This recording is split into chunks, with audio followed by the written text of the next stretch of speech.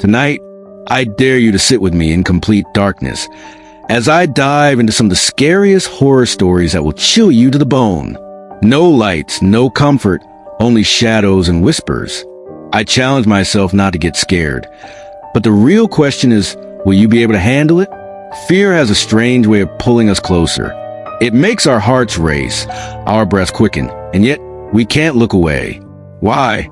Is it the thrill that makes us feel alive? Or is it something much deeper, something hidden in our human nature that craves the unknown? Tonight, as I unfold these terrifying tales, I want you to ask yourself, why do you listen when every part of you knows you shouldn't? Our minds are wired to respond to danger. Fear is not an illusion, it's survival. And when we hear a scary story, our imagination takes over, filling in the blanks, showing us horrors far worse than words alone can describe. That is what makes stories so dangerous. They live inside you long after the final word is spoken. They make you check the shadows, hesitate before opening a door, wonder if something is standing just behind you. So, if you're ready, let's begin.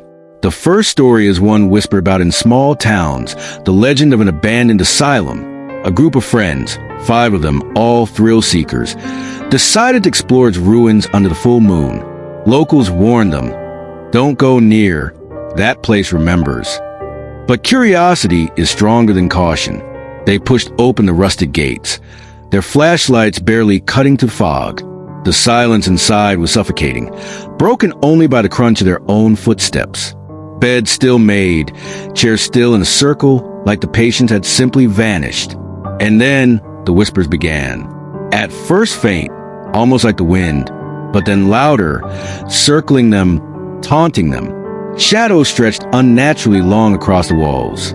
One friend swore he felt a cold hand brush against his arm. Another gasped, pointing toward a hallway where a flickering light revealed a figure, too tall, too thin, standing perfectly still. The group tried to flee, but every hallway led them back to the same locked door, painted with the number 13. Why did the building keep pulling them there? Why couldn't they escape? Ask yourself, if you heard those whispers calling your name, would you answer or would you run until your lungs gave out? The second story is quieter, more personal, and in many ways more disturbing. A woman receives a package, no return address, no explanation. Inside is a doll, but not just any doll. It's her doll, the one she played with as a child, lost decades ago. She stares at its glassy eyes, its cracked porcelain face, and suddenly feels it staring back. She places it on a shelf, but every morning it has moved, sometimes closer to her bed, sometimes turned to face her directly. One night, she finds an envelope taped to its dress. Inside are Polaroids, photographs of her daily life, leaving for work, sleeping in her bed, standing in her kitchen, all taken without her knowing. The dates stretch back months, maybe years, and in every photo, the doll is there, standing just behind her.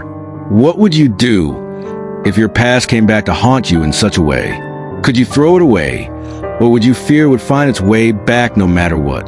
The third story takes us to a haunted hotel.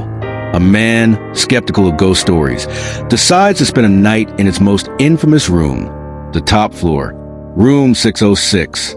Guests reported knocking, screaming, even the sound of someone gasping for air in the night.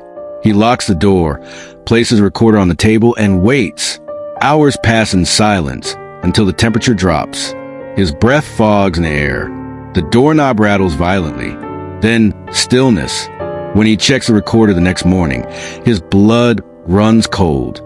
Between 3 o'clock and 3:15 a.m., while he was fast asleep, a voice whispered directly into the microphone. He's mine now. And yet, he swears he never woke up, never heard a thing. But if he didn't hear it, who was the voice speaking to? The fourth and final story is one that touches a primal fear in all of us, the forest at night. A group of campers sets up deep in the woods, laughing around a fire. But as the flames die, they realize something is watching. Branches snap. Low growls echo. They try to leave, but the forest shifts, twisting paths back on themselves. No matter how far they run, they end up at the same clearing. Then one of them disappears. A scream, cut short, They search frantically, but all they find is a trail of footprints. Too large, too deep, leading away into the trees. And soon, another friend vanishes. By dawn, only one is left. He stumbles out of the woods, babbling incoherently. His story never made sense, but one detail stayed the same. The forest wasn't a forest. It was alive, and it wanted us. These stories all have one thing in common. They prey on fears we all carry. Being trapped, being watched, losing control. The unknown that stares back from the dark. They are not just stories. They are mirrors showing us what we try to ignore. So now I ask you, what are you most afraid of? The shadows? The silence? Or the thought that maybe, just maybe, you're never truly alone? If you made it this far, you're braver than most.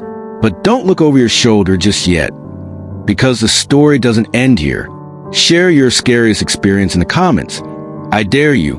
And if you hunger for more, subscribe now, because the next tale waiting in the shadows may be darker than all of these combined.